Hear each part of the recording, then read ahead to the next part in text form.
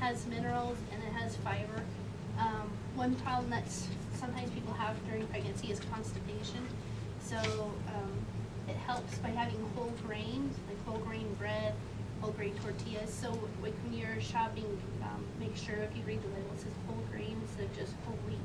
Sometimes if it just says whole wheat, it might just be like a brown color of bread, like it might be unbleached flour. It's not really whole grain, so it doesn't have that much fiber. But if you buy whole grain items, it's going to have more fiber, so it's going to help prevent the constipation. Also, that you'll find in the grains group is folic acid or folate. Have you guys heard of that before? Any of you? Okay. Have you guys ever heard of spina bifida before? Does anyone here know what that is? Are you guys awake? Okay, Jill is good. Okay, spina bifida is a potential birth defect that your baby could have if you don't get enough folic acid or folate in your diet. So it's really important, especially during the first trimester, to get enough whole grains. And also by taking a prenatal vitamin, it's going to have folic acid in it, and so that's going to help you with that. So for spina bifida, you maybe have heard about like babies who might have like in their back, like a whole portion of their spine is outside of their back. So you really want to be sure to have good nutrition, especially during your first trimester for some of you who are here early in your pregnancy, and that will help prevent that. This is a picture of a baby here, about 4 to 5 weeks old. And you can see his head and arms and legs here, and his eyes already developed. So during the, again, the first part of your trimester is when his brain and spinal cord is going to be developing. And then his nerve cord, and that means like from when he wants to move, his brain's going to send a message to his spinal cord to his arms or legs. And so the folic acid in the whole brain is going to be helping with that development. So that's real important. Next we're going to move on to talk about fruits and vegetables. There's a lot of things that are really good for you in fruits and vegetables. I'm sure y'all have heard about them before. That's really healthy because they have a lot of vitamins and minerals. Also, some fruits are high in fiber, especially if you eat the skin and the peel, like the apple. Raspberries are also real high in fiber. It really helps to get a variety of fruits and vegetables. If you guys have heard about before, some of the fruits and vegetables, based on what color they are, provide different vitamins and different nutrients. So that's why we recommend getting a different variety every day of different colors. So some of the fruits and vegetables that are more bolder and darker in colors have more vitamins in them. So you can see from this example, like this is iceberg lettuce. This is most commonly used in like a lot of salads you find like at restaurants and stuff. So this is spinach here. This one here that's like much darker in color has a lot more vitamins in it and more healthy for you than like maybe this. So anyways, if you're ever going to be getting a salad, it's really good if you can try and choose spinach, some kind of a darker lettuce like romaine lettuce instead of the iceberg. Also another thing that's real helpful in the fruits and vegetables is they're high in vitamin A. And vitamin A is going to help with your baby's development for the eyes, skin, bones, and teeth. And then also vitamin C, and that's like in a lot of the citrus fruits, oranges and lemons, things like that, or orange juice. So that's going to help, it holds your baby's tissues together, helps with his bones, muscles, and helps repair any tissues.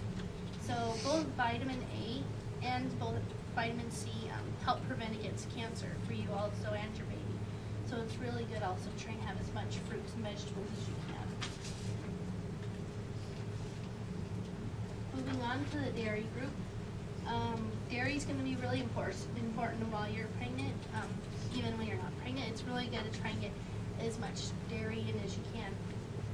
We recommend try and get at least 24 ounces of milk a day. So you can have like 3 cups of milk a day, plus some other servings of dairy. So like yogurt, pudding, cheese, things like that. Some of you, if you don't like milk, then you can try like flavored milk if that helps, like strawberry or chocolate or like carnation stiff breakfast. It's like a powdered flavor you can add to your milk that has extra vitamins in it. Or try milkshakes. Sometimes people like that better, and ice cream. That still provides the calcium that you need, so that will help with that. Extra calcium is needed during pregnancy because your baby is growing and your baby's bones are growing. So your baby is going to need extra calcium. And if you're not getting that calcium in your daily like food intake, then your baby's going to take that calcium from somewhere. So you know where he'll get it from? Your bones. So you really want to be sure to get enough calcium so your baby doesn't take calcium from your bones. One of the risks of not getting enough calcium is osteoporosis. Have you guys heard of that before? And like, have you heard of like older ladies who are like, you know, hunched back and their backs are really like bent over, or like they fall and break their hip when they get older? That's because while they were younger, they didn't get enough calcium. So it's really important to get enough dairy. If you can also eat like lower fat products, so like for the cheeses, if you can buy like the lower fat cheeses, lower fat milk, and that's really good because higher fat like animal products, which is like the milk and the cheese, could lead to heart disease. So it's good if you get milk, get the 2% milk or less, 1% or skim. Oh, sorry.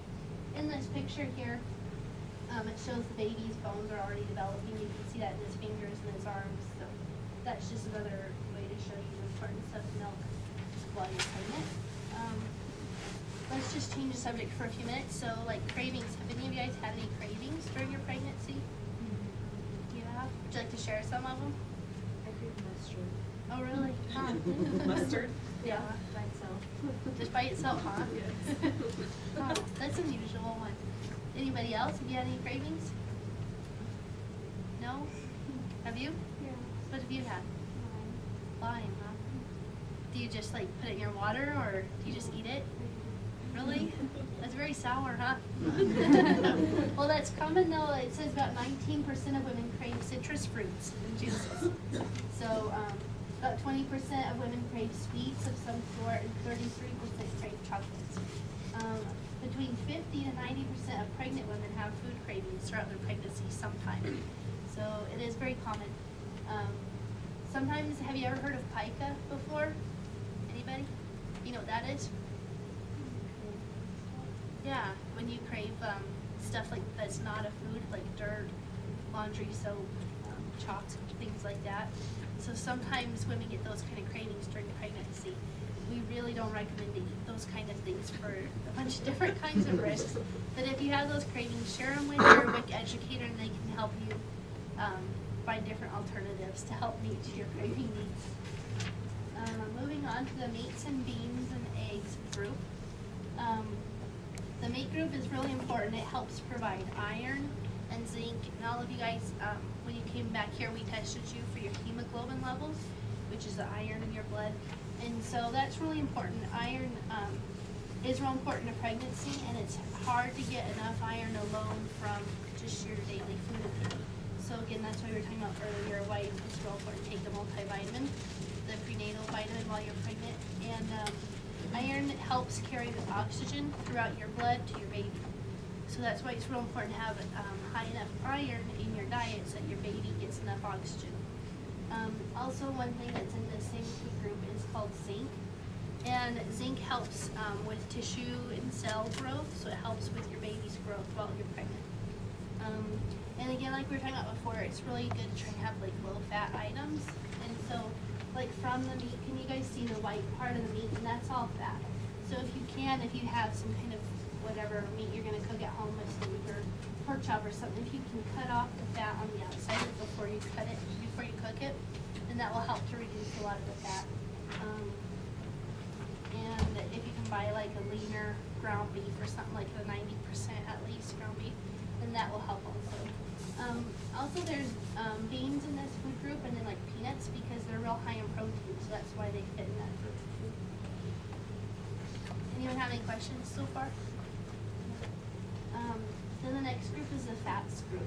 We call it the group of things because if you have like a lot of like fats or candy or sweets, then if you have like a lot of those things like for a snack instead of something else that's healthier, that's going to be taking away potential nutrients that you could have gotten from, like instead of having like a candy bar at a snack, you can maybe have like, you know, an apple with peanut butter on it or something like that.